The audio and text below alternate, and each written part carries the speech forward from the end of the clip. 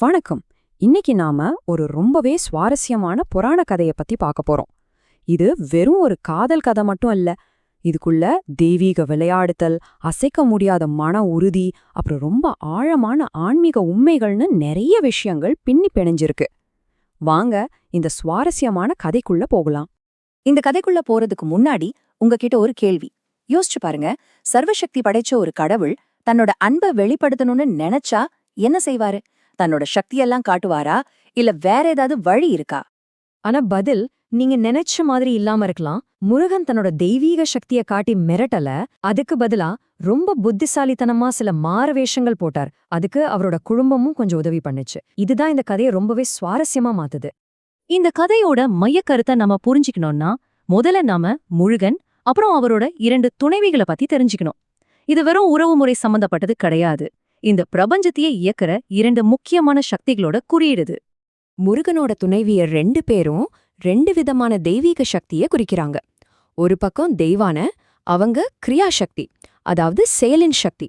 ஆனா நம்ம கதையோட நாயகியான வள்ளி இச்சா சக்தியை குறிக்கிறாங்க, அதாவது மன உறுதி, ஆசை அல்லது விருப்பத்தோட சக்தி.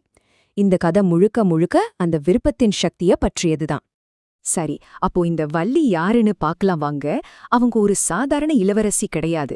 அவங்களோட பிறப்பு, வளர்ப்பு, பக்தி எல்லாமே ரொம்ப தனித்துவமானது. அவங்களோட கதை ஒரு காட்டுலன்னு தான் தொடங்குது. வள்ளி ஒரு வேடர் குல ராஜாவுக்கு காட்டுல கிடைச்ச பொண்ணு. அவளை தன்னோட மகளா ஒரு இளவரசி மாதிரியே வளர்த்தாரு. சின்ன வயசுல இருந்தே வள்ளிக்கு அவங்க கண்ணால பார்த்ததாத முருகன் மேல ஒரு தீவிரமான பக்தி. அவங்களுக்கு 12 வயசானப்போ திணைப்புணம்னு சொல்ற பயிர்களை பறவைகள் கிட்ட இருந்து காப்பாத்துற வேலை கொடுக்கப்பட்டுச்சு. அந்த இயற்கை சூழல்ல தான் அவங்களோட மன உறுதி ஒரு பெரிய சோதனைக்கு உள்ளாக போகுது. இங்கேதான் கதையில ஒரு முக்கியமான திருப்பம் வருது. தேவரிஷியான நாரதர் வள்ளியோட அழகையும் முருகன் மேல அவங்க வச்சிருந்த அந்த அசைக்க முடியாத பக்தியையும் பாக்குறாரு. உடனே இந்த தெய்வீக காதலை தொடங்கி வைக்கிற ஒரு தூதுவரா நேர முருகன் கிட்ட பறந்து போய் இந்த விஷயத்த சொல்றாரு. நாரதர் சொன்னதை கேட்டதும் முருகன் வள்ளியோட அன்பை ஜெயிக்க ஒரு வித்தியாசமான வழியா கையில எடுக்கிறாரு. அவர் நேரா போய் நான் தான் கடவுள் முருகன்னு சொல்லல, அதுக்கு பதிலா ஒரு பெரிய தெய்வீக நாடகத்தையே அரங்கேற்ற தொடங்குறாரு. முருகனோட விளையாட்டு இன்னதான் சூடு பிடிக்குது. முதல்ல ஒரு அழகான வேடனா வள்ளி கிட்ட பேச முயற்சி பண்றாரு. ஆனா திடீர்னு உங்களோட அண்ணமாருங்க வந்துடுறாங்க. திட்டம் பாதியிலே நின்னு போச்சு. அடுத்த நொடிய அவங்க கிட்ட இருந்து தப்பிக்க ஒரு வேங்கை மரமா மாறிடுறாரு. அதுவும் சரி வரல. அதனால அடுத்து ஒரு வயசான பழங்குடி ராஜா மாதிரி வேஷம் போட்டு நேரடியாவே கல்யாணத்துக்கு பொண்ணு கேக்குறாரு. ஆனா வள்ளியும் ஒத்துக்கல. மறுபடியும் அவங்க அண்ணமாருங்க வர இந்த தடவை ஒரு சைவ பக்தரா மாறி அவங்க கிட்டே ஆசீர்வாதம் வாங்கிடுறாரு. பாருங்க, என்ன ஒரு விடாமுயற்சி! இத்தனை தடவை மறுத்துட்டாலே, இத்தனை வேஷம் போட்டு ஒன்னும் நடக்கவே இல்லையே. அப்போ கடைசியா எப்படிதான் அவங்க மனசு மாறுச்சு? ஒரு கடவுளோட தந்திரமே பழிக்காத இடத்துல வேற என்ன நடந்திருக்கும்னு நினைக்கிறீங்க? ஆமாங்க, ஒரு காட்டு யானை. இது யாருமே எதிர்பார்த்திருக்காத ஒரு திருப்பம். ஆனா இது ஒரு சாதாரண யானை கிடையாது. அந்த யானைய அனுப்புனது யாருன்னு தெரியுமா? முருகனோட அண்ணன் விநாயக பெருமானேதான். ஆக இது ஒரு குடும்பமா சேர்ந்து பண்ண வேலை. இந்த தெய்வீக காதல் ஜெயிக்க கடவுள்களே ஒன்னு சேர்ந்து திட்டம் போட்டிருக்காங்க. இப்போ நாம கதையோட உச்சக்கட்டத்துக்கு வந்துட்டோம். இங்கேதான் பயம், பக்தி, தெய்வீக தலையீடு எல்லாம் ஒன்னு சேர்ந்து இந்த கதையோட முடிவை தீர்மானிக்க போகுது. அந்த காட்டு யானைய பார்த்ததும் வள்ளிக்கு உசுரே போயிடுச்சு. பயத்துல என்ன பண்றதுன்னு தெரியாம நேரா ஓடிப்போய் அந்த வயசானவரோட கைகள்ல தஞ்சம் புகுந்துட்டா. என்னை காப்பாத்துங்க, நான் உங்களையே கல்யாணம் பண்ணிக்கிறேன்னு சத்தியம் பண்ணி கொடுத்துட்டா.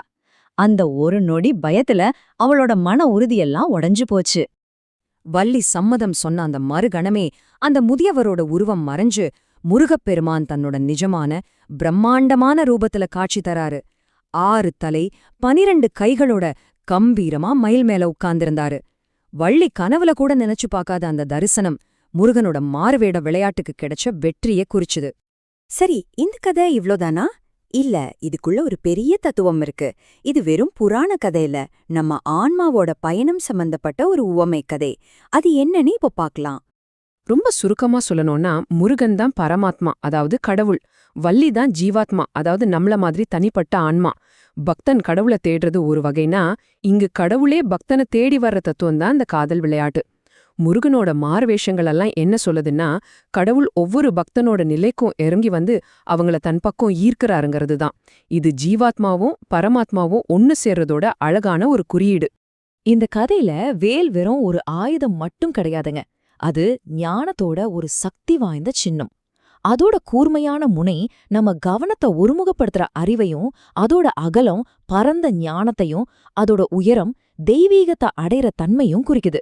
சிம்பிளா சொன்னா, அறியாமைங்கிற இருட்ட கிழிக்கிற சக்தி ஞானத்துக்கு மட்டும்தான் இருக்கு. இந்த வேத வாக்கு கதையோட மொத்த தத்துவத்தையும் ஒரே வரியில சொல்லுது. ஞானமில்லாம விடுதலை இல்ல. முருகன் கையில இருக்கிற வேல் குறிக்கிற அந்த உயர்வான ஞானம், அதாவது மெய்யறிவு இல்லாம நம்ம ஆன்மாக்கு உண்மையான விடுதலை கிடைக்காது.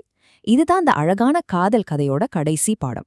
இந்த விளக்கத்தோட இறுதியில இந்த கேள்வியை உங்ககிட்டே விட்டுட்டு போறேன். யோசிச்சு பாருங்க. நாம கேக்குற எத்தனையோ பழங்கால கதைகளுக்கு பின்னாடி இப்படி எவ்வளவு ஆழமான அர்த்தங்கள் ஒளிஞ்சிருக்கலாம் இல்லையா? அதுங்க வெறும் பொழுதுபோக்கு கதைகள் இல்ல. அது நம்ம வாழ்க்கைக்கும் பக்திக்கும் இந்த பிரபஞ்சத்தோட உண்மைகளுக்கும் வழிகாட்டுற வரைபடங்கள். இனிமே ஒரு கதையை கேட்கும்போது அதுக்குள்ள இருக்கிற மறைபொருளை தேடி பாருங்க.